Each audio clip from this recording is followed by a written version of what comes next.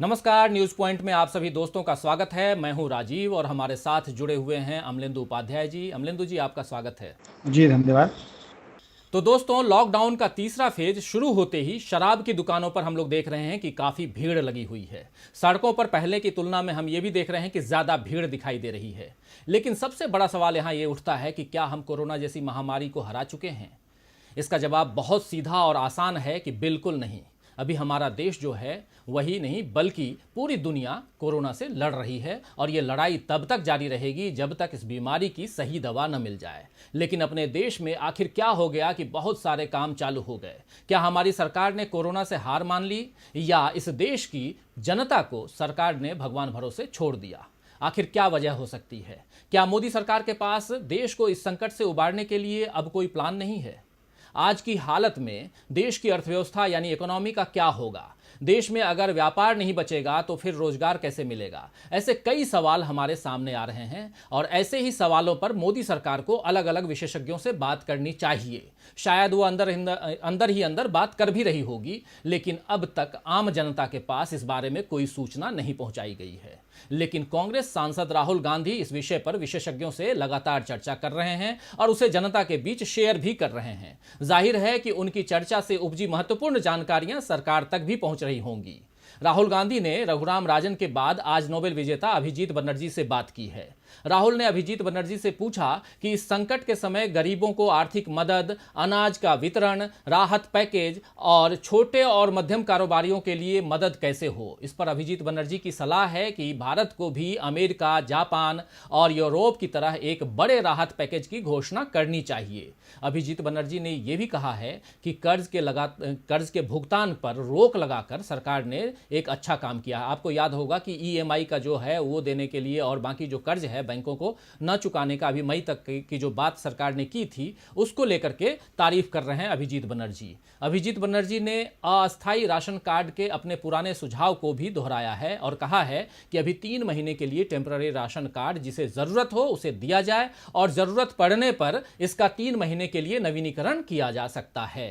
उन्होंने मौजूदा हालात में 2 मुख्य चिंताएं बताई हैं। पहली ये कि दिवालिया होने के सिलसिले से बचा जाए और इसके लिए बहुत सारे कर्ज माफ करना एक तरीका हो सकता है, और दूसरी बात ये कि मांग में कमी और अर्थव्यवस्था को पुनर्जीवित करना ये एक महत्वपूर्ण काम है जिसके लिए लोगों के हाथों में कुछ नकदी पहुंचाया जाए जिससे समस्या बहुत हद तक सुलझ सकती है। तो अमलेंदु जी, जो काम राहुल गांधी कर रहे हैं, अभिजीत बनर्जी ने जो उपाय सुझाए हैं, वो काम देश के पीएम क्यों नहीं कर रहे हैं? आखिर देश की जनता कब तक अंधेरे में रहेगी? क्या कहेंगे आप? देखिए राजीव जी, एक तो सबसे बड़ी बात यह है कि अभिजीत बनर्जी के जो विचार हैं आज जो उन्होंने राहुल गांधी के साथ बातचीत में प्रकट किए, लगभग इससे मिलते जुलते विचार ही रघुराम राजन के भी थे। जी। और जब रघुराम राजन, अमर्त्य सेन और अभिजीत बनर्जी तीनों ने इंडियन एक्सप्रेस के थ्रू जो एक सामूहिक वक्तव्य जारी किया था उसमें भी लगभग इस तरीके की बातें थीं। और ये सारी चीज़ें जो हैं इस सरकार के सामने आ चुकी हैं।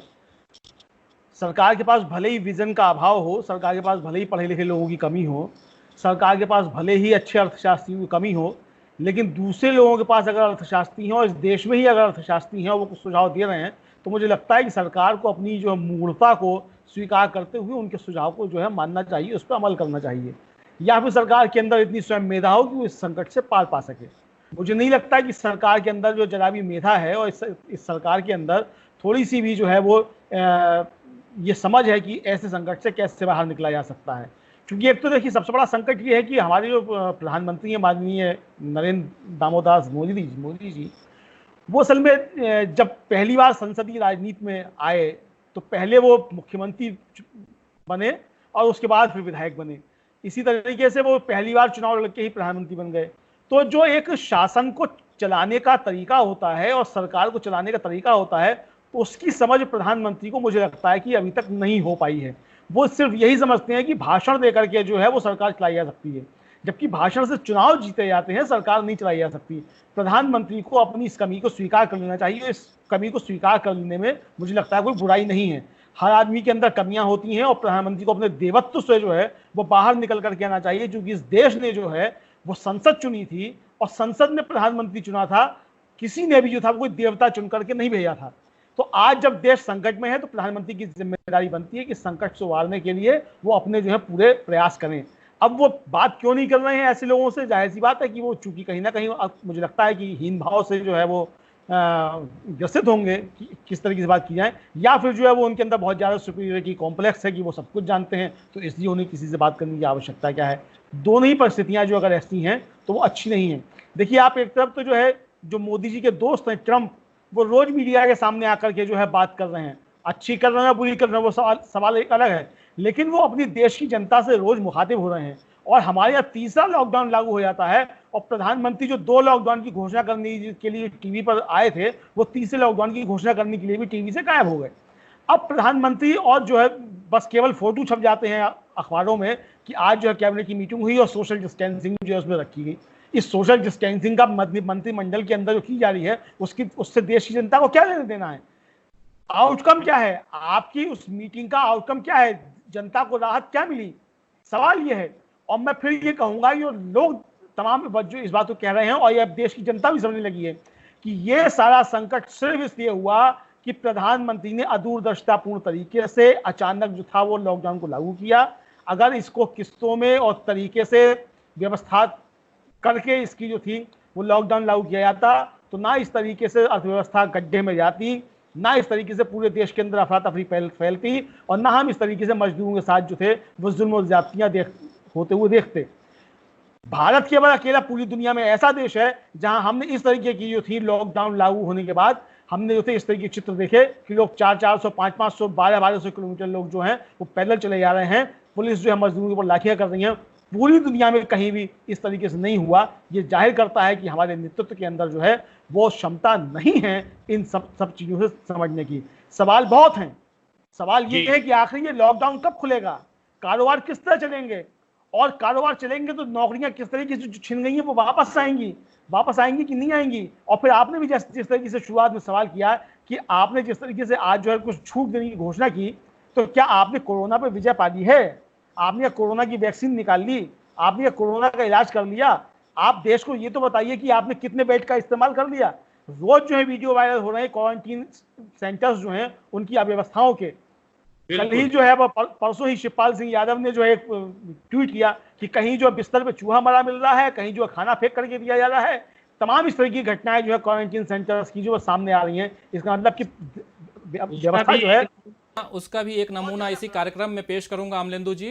लेकिन प्रवासी मजदूरों की जो बात अभी हम लोग कर रहे हैं और कल भी हम लोगों ने एक चर्चा की, अभी आपने अपने इसमें भी अपने वक्तव्य में भी कुछ जिक्र उनका भी किया है, तो थोड़ा सा एक पार्ट और जोड़ना चाहूंगा इस कार्यक्रम को आगे बढ़ाते हुए कि कल ही हमने प्रवासी कामगारों के लिए ट्रेन की व्यवस्था पर इसी प्रोग्राम में चर्चा की थी। हम सब जानते हैं, जो दर्शक हमारे देखे कल का प्रोग्राम उन सबको पता है कि सरकार उसमें दावा कर रही थी, कल उसने दावा किया कि नहीं मजदूरों से पैसे नहीं लिए जा रहे हैं, और उसमें यह कहा गया था कि 85% जो है वो केंद्र सरकार दे रही है जबकि 15% राज्य सरकार देगी। लेकिन देश के अलग अलग हिस्सों से लगातार जो खबरें आ रही हैं, हमारे पास भी कुछ ऐसे प्रमाण आए हैं, कल भी मैं ये बात कहा था और उसके आज भी कह रहा हूं यही बात कि उससे यही साबित हो रहा है कि नहीं उनसे पैसे लिए जा रहे हैं, मजदूरों से पैसे लिए जा रहे हैं, मजदूर टिकट दिखा रहे हैं और बता रहे हैं कि उनसे पैसे वसूले जा रहे हैं। दूसरी तरफ कल 2 खबर आई थी, एक बिहार से और एक मध्य प्रदेश से। मध्य प्रदेश की चर्चा बाद में करूंगा, लेकिन बिहार की चर्चा यहां करना पहले मैं मुनासिब समझता हूं कि बिहार से जो खबर आई है उसमें यह कहा गया है कि नीतीश सरकार किराया का खर्च देगी। यह कल की बात थी, लेकिन आज कह रही है नीतीश कुमार, आज घोषणा यह की है कि जब मजदूर या बाहर से आए हुए लोग 21 दिन बाद क्वारंटीन सेंटर से निकलेंगे तब उनको यात्रा में लगे हुए किराया का खर्च के अलावा 500 रुपये और दिया जाएगा। मतलब ये कि, और इसमें यह मिनिमम रखा गया कि न्यूनतम 100 रुपये होगा। तो ये हालांकि ये घोषणा करते हुए गृह मंत्रालय के उस महत्वपूर्ण आदेश पर शायद बिहार सरकार का ध्यान नहीं गया है, जिसमें यह कहा गया है कि लॉकडाउन के समय विशेष ट्रेनों से यात्रा करने वाले लोगों में से सिर्फ उन्हीं को राज्य सरकार द्वारा बनाए गए क्वारंटीन सेंटर में रखा जाएगा जिनमें कोरोना के किसी भी तरह के लक्षण दिख रहे होंगे। मंत्रालय ने बाकी लोगों को अपने घर में ही क्वारंटीन रहने की सलाह दी है। इसका मतलब यह हुआ अमलेंदु जी कि अधिकतर लोगों को सरकार यात्रा खर्च नहीं देगी क्योंकि वो क्वारंटीन सेंटर में नहीं रहेंगे। ये मैं इसलिए कह रहा हूं कि सब तो बीमार होकर नहीं आएंगे, लेकिन सबको खर्च तो देना ही है, टिकट का खर्च तो करना ही करना है। तो इसका मतलब है कि एक बड़ा पार्ट जो है वो सरकार नहीं पे करेगी। तो ओवरऑल एक बात जो यहां समझ में आ रही है कि एक तरफ आप ये कह रहे हैं, बिहार सरकार कल दावा कर रही थी कि हम पैसे दे रहे हैं, आपको पैसे खर्च करने की जरूरत नहीं है। अब आप कह रहे हैं कि आप लेकर के आइए टिकट और हम यहां पैसा देंगे, लेकिन पैसा कब कब देंगे? जब आप क्वारंटीन सेंटर से में 21 दिन बिताने के बाद निकलेंगे। तो ये जो पूरी की पूरी स्थिति है, ये तो एक अलग तरह की सियासी गोटी बैठाई हुई मतलब बैठाते हुए दिखाई दे रही है, ताकि जेब में जो सरकार की जेब है वो खाली ना हो जाए। आप क्या कहेंगे इस पे? देखिए, मुझे लगता है कि इस पूरे दौर में, इस पूरे कोरोना पीरियड में जो भाजपा शासित राज्य हैं और नीतीश कुमार और अरविंद केजरीवाल, ये तीनों जो है निकृष्ट तरीके से जो है राजनीति करते हुए नजर आए हैं। जो इस तरीके की नीतीश कुमार ने घोषणा की है, ये एक तो पहले जो है आपने जो है कह दिया कि साहब कोटा से बच्चे जो है लेकर के आए यूपी सरकार, तो आपने कह दिया कि हम लेकर के नहीं आ सकते और ये गलत है, सोशल डिस्टेंसिंग का होना चाहिए। फिर जब सारे तब से दबाव पड़ा तो आपने कहा कि नहीं नहीं नहीं आना चाहिए। इस तरीके की हरकतें जो हैं, और फिर यह कि आप जो है पैसा, जब पहले तो केंद्र सरकार ने ही गड़बड़ी करी, कल हम लोग इस पर चर्चा कर चुके हैं, और उसके बाद अब जो नीतीश कुमार जो ये पैतरा चल रहे हैं, ये मुझे लगता है कि ये बहुत घटिया स्तर की जो है वो राजनीति है।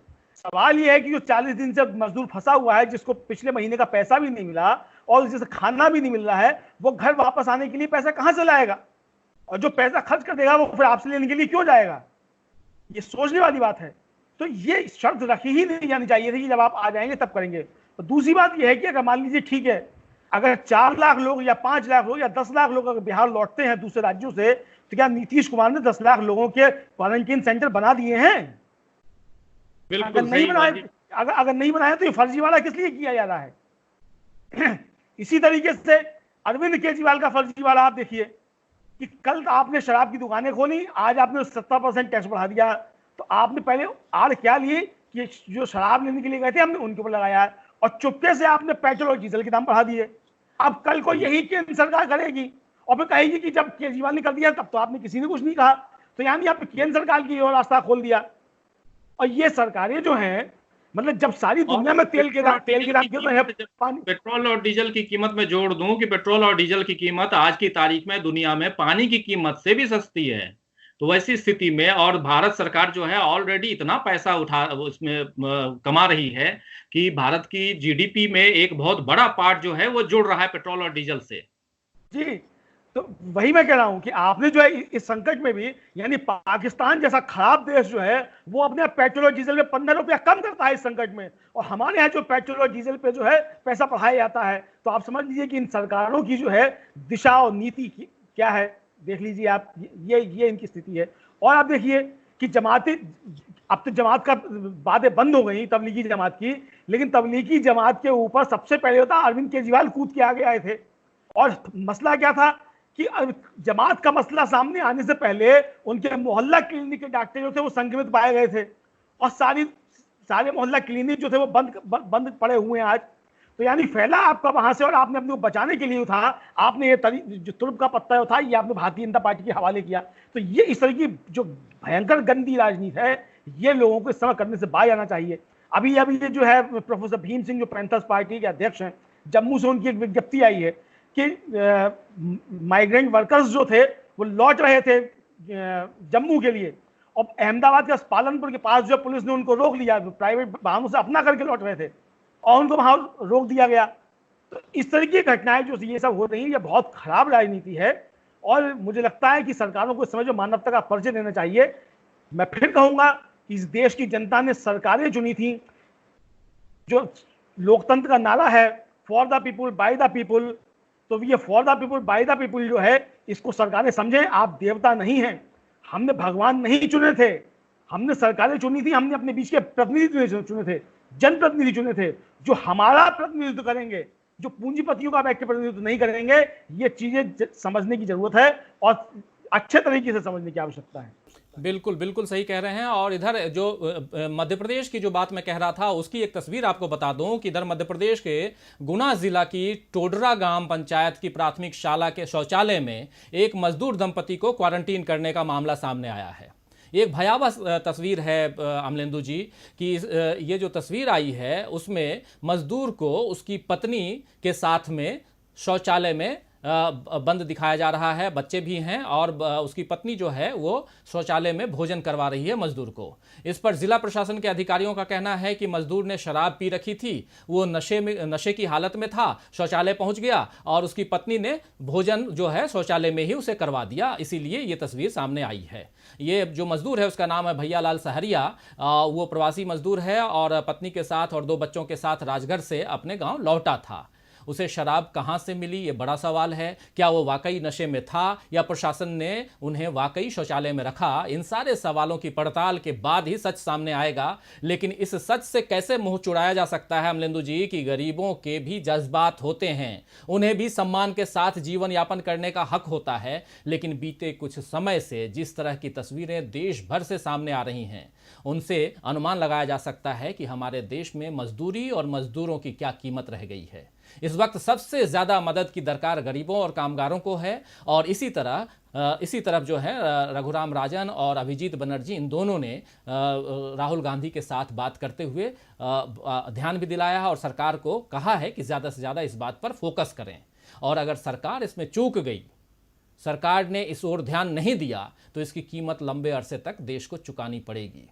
ये साफ नजर आ रहा है। और साथ में एक जो भयानक तस्वीर जो हम लोग लगातार अभी देख रहे हैं, शराब की दुकान के सामने जो भीड़ देख रहे हैं 2-2, 3-3 किलोमीटर, और कोई भी फिजिकल डिस्टेंसिंग, सोशल डिस्टेंसिंग तो मैं नहीं कहता हूं, लेकिन फिजिकल डिस्टेंसिंग का जो पालन होना चाहिए था, एक दूसरे से जो सट के बिल्कुल चिपक करके लोग लगे हुए हैं लाइनों में, उससे दूर रहें। क्योंकि आज ही हमने देखा है कि कोरोना के जो मामले हैं वो जबरदस्त तेजी से बढ़ रहे हैं अब अपने देश में। हालांकि इसमें स्वास्थ्य विभाग का आरोप ममता बनर्जी के ऊपर है कि वो अपने आंकड़े सही समय पे नहीं दे रही हैं, इसी कारण ये आंकड़े 3 दिन बाद आए हैं वहां से, इसलिए बढ़ गए।